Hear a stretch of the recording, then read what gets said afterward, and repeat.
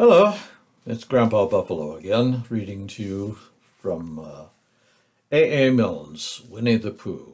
Wonderful stories for children of all ages, but especially for Zachary and Annabelle and Jessica, who inspired these readings in the first place. We're up to chapter 9, in which Piglet is entirely surrounded by water. Ready? Here we go. It rained, and it rained, and it rained. Piglet told himself that never in all his life, and he was, oh goodness knows how old, 3 was it, or 4? Never had he seen so much rain. Days and days and days. If only, he thought as he looked out the window, I had been in Pooh's house, or Christopher Robin's house, or Rabbit's house, when it began to rain, then I should have had company all this time instead of being here all alone with nothing to do except wonder when it will stop. And he imagined himself with Pooh saying, Did you ever see such rain, Pooh? And Pooh saying, Isn't it awful, Piglet? And Piglet saying, I wonder how it is over Christopher Robin's way. And Pooh saying, I should think poor old Rabbit is just about flooded out by this time. It would have been jolly to talk like this, and really it wasn't much good having anything exciting like floods if you couldn't share them with somebody.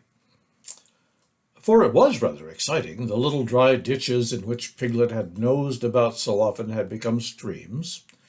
The little streams across which he had splashed were rivers, and the river, between whose steep banks they had played so happily, had sprawled out of its own bed, and was taking up so much room everywhere that Piglet was beginning to wonder whether it would be coming into his bed soon. It's a little anxious, he said to himself, to be a very small animal, entirely surrounded by water.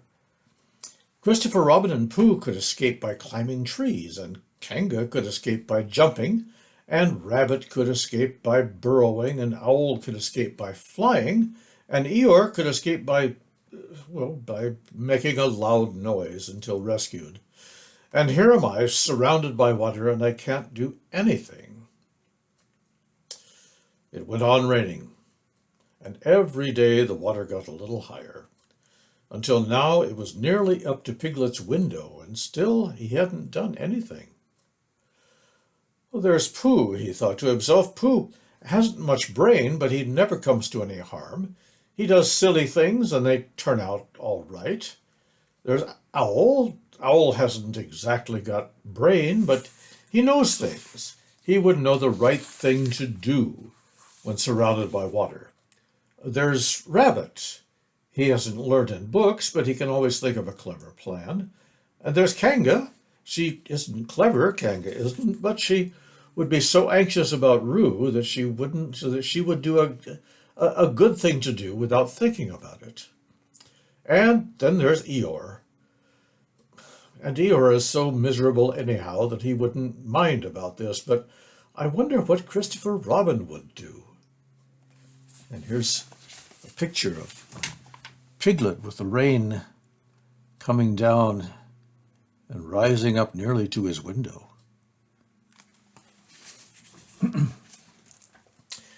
Then suddenly he remembered a story which Christopher Robin had told him about a man on a desert island who had written something in a bottle and thrown it into the sea. And Piglet thought that if he wrote something in a bottle and threw it into the water, perhaps someone would come and rescue him. He left the window and began to search his house, all of it that wasn't underwater, and at last he found a pencil and a small piece of dry paper and a bottle with a cork in it. And he wrote on one side of the paper, Help! Piglet! Me. And on the other side, It's Piglet! Help! Help! There is what he wrote. As if I could figure out how to hold the book.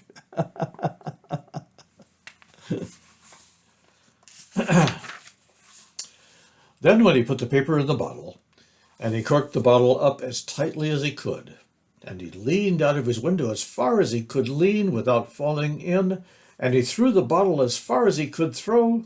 Splash! And in a little while it bobbed up again on the water, and he watched it floating slowly away in the distance until his eyes ached with looking. And sometimes he thought it was the bottle, and sometimes he thought it was just a ripple on the water which he was following. And then suddenly he knew that he would never see it again, and that he had done all that he could do to save himself.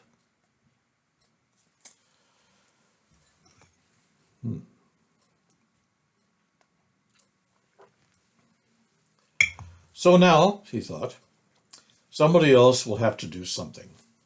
And I hope they will do it soon, because if they don't, I shall have to swim, which I can't. So I hope they will do it soon. And then he gave a very long sigh and said, I wish Pooh were here. It's so much more friendly with two. When the rain began, Pooh was asleep.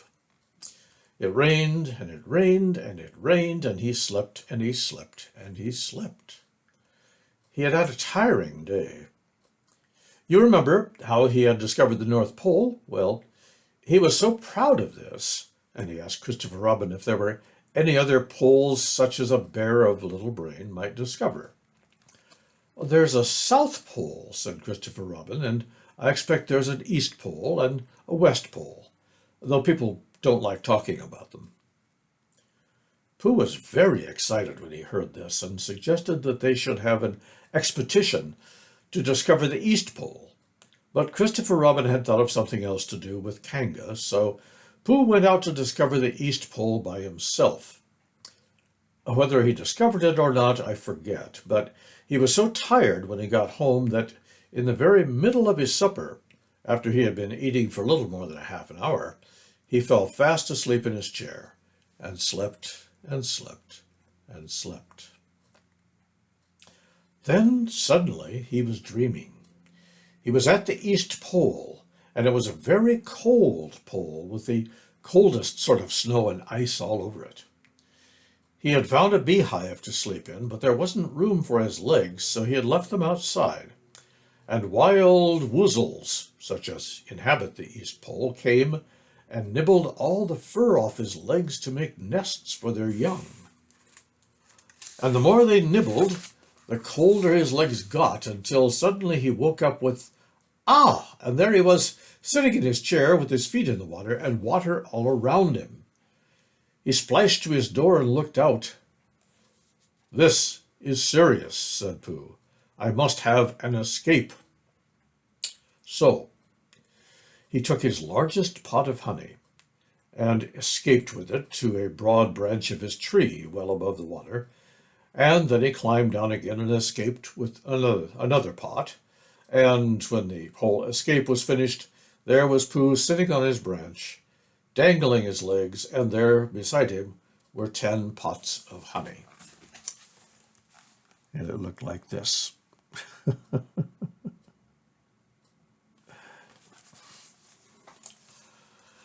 2 days later, there was Pooh sitting on his branch, dangling his legs, and there beside him were 4 pots of honey. 3 days later, there was Pooh sitting on his branch, dangling his legs, and there beside him was 1 pot of honey. 4 days later, there was Pooh, and it was on the morning of the 4th day that Piglet's bottle came floating past him, and with one loud cry of "Honey!" Pooh plunged into the water, seized the bottle, and struggled back to his tree again. "Bother," said Pooh as he opened it. "All that wet for nothing. What's this bit of paper doing?" He took it out and looked at it. "It's a message," he said to himself. "That's what it is, and that letter is a P, and so is that, and so is that, and P means Pooh. So it's a very important message to me, and I can't read it.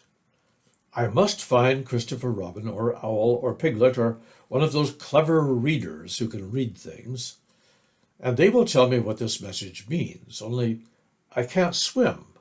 Bother." Then he had an idea, and I think For a bear of very little brain, it was a good idea. He said to himself, if a bottle can float, then a jar can float. And if a jar floats, I can sit on top of it, if it's a very big jar. So he took his biggest jar and corked it up. All boats have a name, he said, so I shall call mine the Floating Bear. And with those words, he dropped his boat into the water and jumped in after it. And there is Pooh. Whoops, where is he? Right. For a little while, Pooh and the Floating Bear were uncertain as to which of them was meant to be on top, but after trying one or two different positions, they settled down with the Floating Bear underneath, and Pooh triumphantly astride it, paddling vigorously with his feet. Christopher Robin lived at the very top of the forest. It rained and it rained and it rained, but the water couldn't come up to his house. It was rather jolly to look down into the valleys and see the water all around him, but it rained so hard that he stayed indoors most of the time and thought about things. Every morning he went out with his umbrella and put a stick in the place where the water came up to, and the next morning he went out and couldn't see his stick anywhere. So he put another stick in the place where the water came up to, and then he walked home again, and each morning he had a shorter way to walk than he had the morning before. On the morning of the 5th day, he saw the water all around him, and knew that for the first time in his life he was on a real island, which was very exciting. It was on this morning that Owl came flying over the water to say, "How do you do?" to his friend Christopher Robin. "I say, Owl," said Christopher Robin, "isn't this fun? I'm on an island." "The atmospheric conditions have been very unfavorable lately," said Owl. "The what?" "It has been raining," explained Owl. "Yes," said Christopher Robin, "it has. The flood level has reached an unprecedented height." "The who?" "There's a lot of water about," explained Owl. "Yes," Christopher Robin said, "there is. However, the prospects are rapidly becoming more favorable. At any moment— Have you seen Pooh?" No. "At any moment—" "I hope he's all right," said Christopher Robin. "I've been wondering about him. I expect Piglet's with him. Do you think they'll be all right, Owl?" "I expect so. You see, at any moment—" "Do go and see, Owl, because Pooh hasn't got very much brain, and he might do something silly, and I do love him so. Owl, do you see, Owl?" "That's all right," said Owl. "I'll go. Back directly." And he flew off. In a little while he was back again. "Pooh isn't there," he said. "Not there?" "He has been there. He's been sitting on a branch of his tree outside of his house with 9 pots of honey, but he isn't there now." "Oh, Pooh!" cried Christopher Robin. "Where are you?" "Here I am," said a growly voice behind him. "Pooh!" They rushed into each other's arms. "How did you get here, Pooh?" asked Christopher Robin when he was ready to talk again. "On my boat," said Pooh proudly. "I had a very important message sent me in a bottle, and owing to having got some water in my eyes, I couldn't read it, so I brought it to you on my boat." With those proud words, he gave Christopher Robin the message. "But it's from Piglet," cried Christopher Robin when he had read it. "Isn't there anything about Pooh in it?" asked the bear, looking over his shoulder. Christopher Robin read the message aloud. "Oh, are those P's Piglets? I thought they were Poohs." "We must rescue him at once. I thought he was with you, Pooh. Owl, could you rescue him on your back?" "I don't think so," said Owl, after grave thought. "It is doubtful. If the necessary dorsal muscles—" "Then would you fly to him at once and say that rescue is coming? And Pooh and I will think of a rescue and come as quick as we can. Oh, don't Talk, Owl. Go quick. And still thinking of something to say, Owl flew off. Now then, Pooh, said Christopher Robin, where is your boat? I ought to say, explained Pooh as they walked down to the shore of the island, that it isn't an ordinary sort of boat. Sometimes it's a boat, and sometimes it's more of an accident. It depends. Depends on what? On whether I'm on top of it or underneath it. Oh, well, where is it? There, said Pooh, pointing proudly to the floating bear. It wasn't what Christopher Robin expected, and the more he looked at it, the more he thought what a brave and clever bear Pooh was. And the more Christopher Robin thought this, the more Pooh looked modestly down his nose and tried to pretend he wasn't. But it's too small for the two of us, said Christopher Robin sadly. Three of us with Piglet. That makes it smaller still. Oh, Pooh Bear, what shall we do?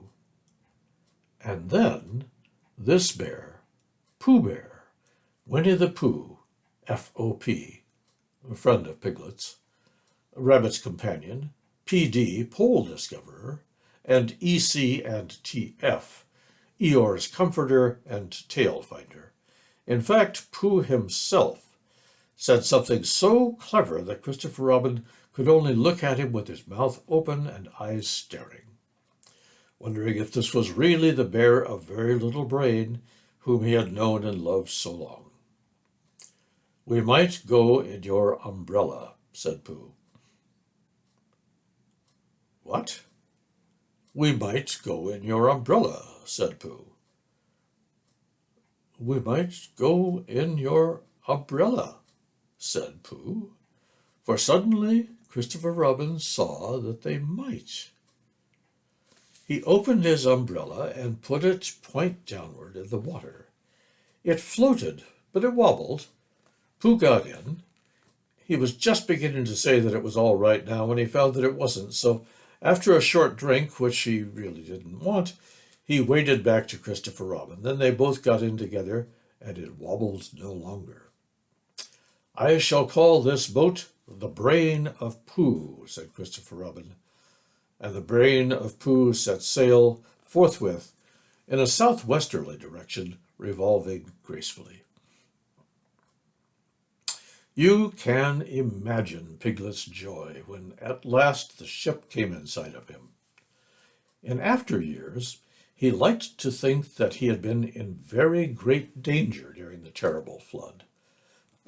But the only danger he had really been in was the last half hour of his imprisonment, when Owl, who had just flown up, sat on a branch of his tree to comfort him, and told him a very long story about an ant who had once laid a seagull's egg by mistake.